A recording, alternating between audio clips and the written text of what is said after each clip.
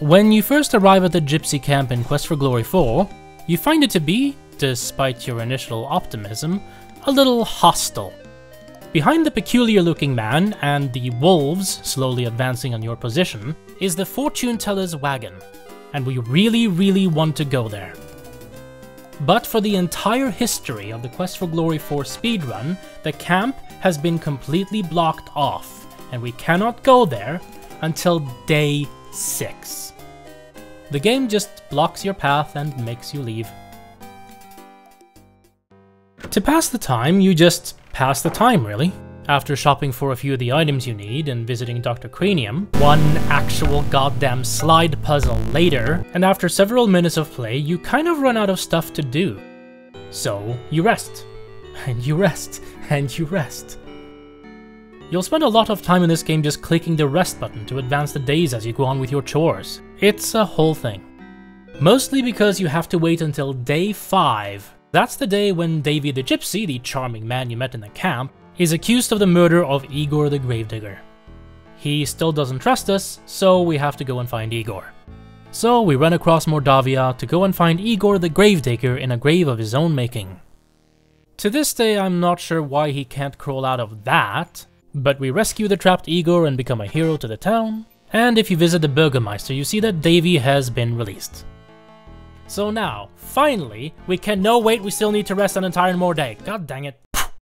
And then, on day 6, you're finally granted entry to the genuinely entertaining and great Gypsy camp and the plot-important fortune teller. The community has known for a long time, thanks to the debug teleport feature, that the trigger exists, and you can visit the fortune teller early if you can somehow get inside and onto the trigger spot. But until earlier today, no one had managed it. Getting in here just wasn't really working. People would rub up against various spots but not get anywhere. And it doesn't help that there were no known movement glitches at all. What was known though is that if you tried to cast any offensive spell in here, you would just die. But honestly, if the developers didn't want us to go in there, they should have removed the trigger. It started with a fairly innocuous discovery at first. You can actually go outside? Okay, no wonder they patched the pathfinding on that screen then. That was yesterday, and that was the beginning. Discovering that there are holes on the screen usually leads to fun things. And indeed, on the old floppy version of the game, there is a hole in the map where you can go out of bounds. The next hour or so was interesting, as myself and Swimfan were both looking for ways to break it from here. But we realized pretty quickly that this would be a problem.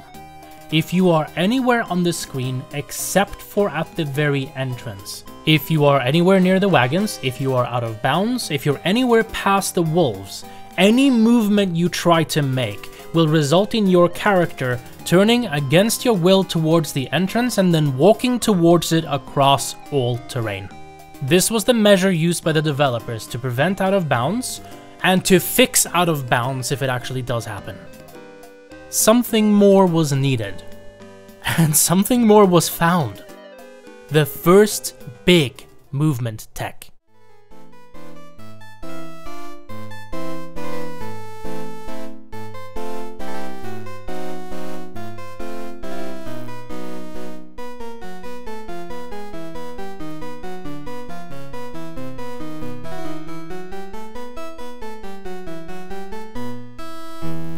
This trick is simply called Enter Out of Bounds. What's going on is, on many screens, including this one, there is a line above the menu where it's technically out of bounds. But you can't click on it ever, because whenever your mouse cursor goes anywhere near it, the drop-down menu drops down and prevents you from clicking it. But speedrunners are usually gonna find a way, and in this case, it's this. If you have a movement skill selected, and you press enter and hold it, it lags the game. The drop-down menu doesn't drop down, and you can left-click and go there. This doesn't work on every screen in the game. but it works on some of the more fun ones. If you ordinarily would have to rely on acrobatics to get past the swamp, this is way, way faster.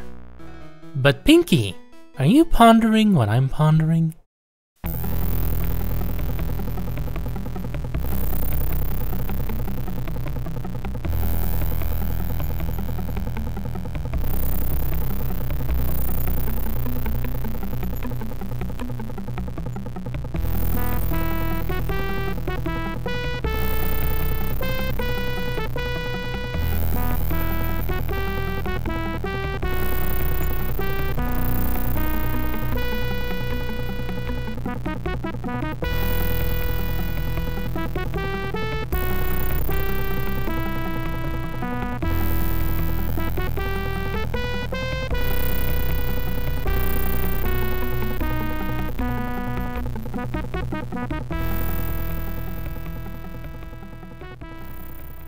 The last remaining hurdle was just getting inside the wagon. I'm standing on the trigger point right here, but I'm not going inside. Why?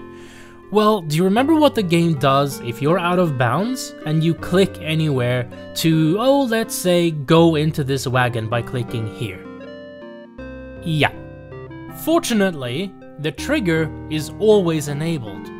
The only thing that matters is your orientation. You need to be facing north in some way, northeast, northwest, or just plain old vanilla north, and you'll be able to enter that wagon. So, how do you just turn around? Well, fortunately, this screen has a few things that when you click on them, will reorient you. As you can see, you don't get turned quite far enough to go northeast by clicking on any of the wolves to the right. And clicking on any of the wagons or the sky doesn't work. Clicking on any of them might give some descriptive input, but you'll keep facing the direction you were facing. Fortunately, we can make use of another bug. So if you have an object selected, you can carry your rotational momentum better. And I'll slow the game down so you can see it. I'll start by facing south, then I will be clicking on this wolf to begin turning around, and you can see how slow that animation is. And as I'm doing the turnaround, like this, I will click on the wagon and give the turnaround script a new target. And we're finally done. From here you can play the game as normal. Whew!